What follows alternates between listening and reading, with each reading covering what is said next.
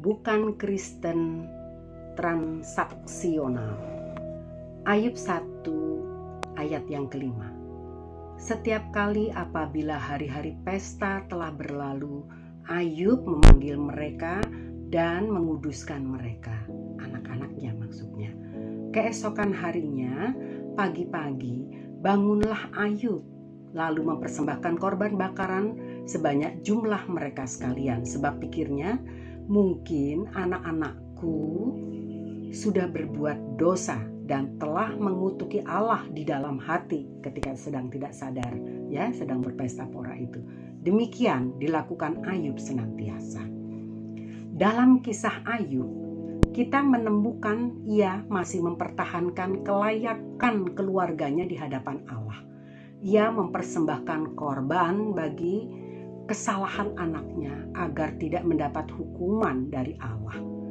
Harus diakui bahwa hal ini menunjukkan bagaimana Ayub bertransaksi dengan Allah agar melindungi keluarganya. Jika diamati pula, Allah memang melindungi Ayub dan keluarganya. Hal ini terlihat dalam dialog iblis ketika mendakwa Ayub dengan berkata di hadapan Allah, "Apakah dengan tidak mendapat apa-apa, Ayub takut akan Allah? Bukankah engkau yang membuat pagar sekeliling dia dan rumahnya, serta segala yang dimilikinya? Apa yang dikerjakannya telah kau berkati, dan apa yang dimilikinya makin bertambah di negeri itu." Ayub 1 ayat 9 sampai dengan 10.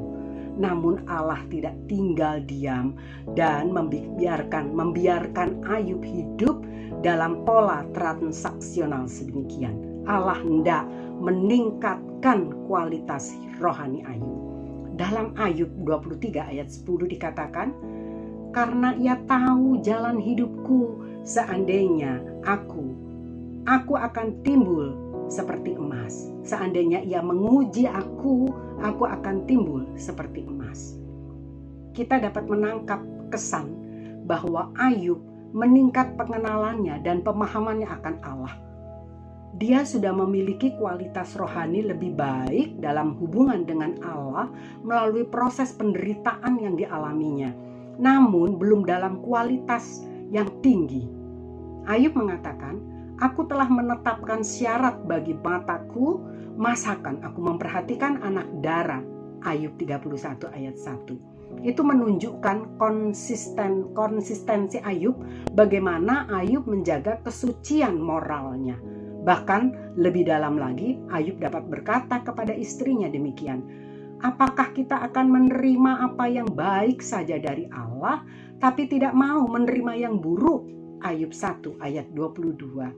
Alkitab sendiri menyaksikan bahwa Ayub tidak berdosa dalam segala tanggapannya terhadap kesulitan yang Allah berikan, yang Allah uji dalam hidupnya. Ayub sudah memiliki kualitas yang cukup baik untuk orang sezamannya, namun masih ada pola transaksional yang ingin terus dimurnikan oleh Tuhan. Pola transaksional pada masa itu semakin terlihat ketika sahabat-sahabat Ayub mempersalahkan dia terkait dengan peristiwa yang menimpanya. Mereka berkata bahwa Allah tidak mungkin berhenti memberkatinya. Kalau memang dia tidak bersalah. Ini mulai menghakimi ya saudara. Perhatikan di sini, ada cara berpikir transaksional di mana jika Allah mengizinkan seseorang mengalami peristiwa buruk, itu berarti ada kesalahan. Salah berarti hukuman dan kutuk. Sebaliknya, taat berarti berkat. Ini pemikiran orang pada zaman Ayub dan terkadang masih juga dipercayai dan dipikirkan orang pada masa kekinian. Dan itu bukan kebenaran yang maksudkan Tuhan, sebab itu cara berpikir manusia yang menghakimi. Hingga Ayub sendiri dalam keputusasaannya menyesali kelahirannya. Hal ini karena dia sudah begitu terdesak dan dipojokkan oleh teman-temannya. Hal ini juga menunjukkan pola transaksional dengan mengutuki hari kelahirannya. Kita anggap demikian. Dalam Ayub 3 ayat 3 sampai dengan 26 kita bisa baca, tapi saya tidak baca sekarang. Kita baca saja dalam Ayub 3 ayat 11 sampai dengan 13. Mengapa aku tidak mati waktu aku lahir, atau binasa waktu aku keluar dari kandungan? Mengapa pangkuan menerima aku? Mengapa ada buah dada sehingga aku dapat menyusu? Jikalau tidak, aku sekarang berbaring dan tenang, aku tertidur dan mendapat istirahat. Artinya dia tidak mengalami penderitaan yang sedang dia rasakan begitu hebat dalam hidupnya. Saudara, Tuhan mau membawa Ayub kepada satu tingkatan hidup, yaitu bukan kepada pengalaman transaksional dengan Allah, melainkan hidup di dalam kedaulatan Allah dan pemahaman untuk tunduk, berserah penuh dalam kepercayaan iman kepada maksud dan kehendak Allah yang sempurna, yang tidak pernah salah. Tuhan mau mengajarkan Ayub untuk masuk di dalam kedaulatan otoritasnya. Pada akhirnya Ayub pun menyadarinya dan bisa berkata seperti dikatakannya dalam Ayub 42 ayat 6. Oleh sebab itu aku mencabut perkataanku dengan menyesal. Aku duduk dalam debu dan abu. Pelajaran yang bisa dipetik adalah bahwa orang yang berhenti dalam konsep transaksional dengan Allah pasti hanya akan memiliki satu keinginan, yaitu percaya, taat, menurut, tunduk kepada rancangan dan kehendak Tuhan saja. Sebab mereka yang hidup di dalam kedaulatan Allah tidak akan transaksional, tidak akan perhitungan dengan Tuhan, tidak menimbang untung rugi dalam mengikut dan melayani Tuhan. Sepatutnya lah orang percaya akan bertahan setia, bukan karena upah atau berkat yang Tuhan berikan.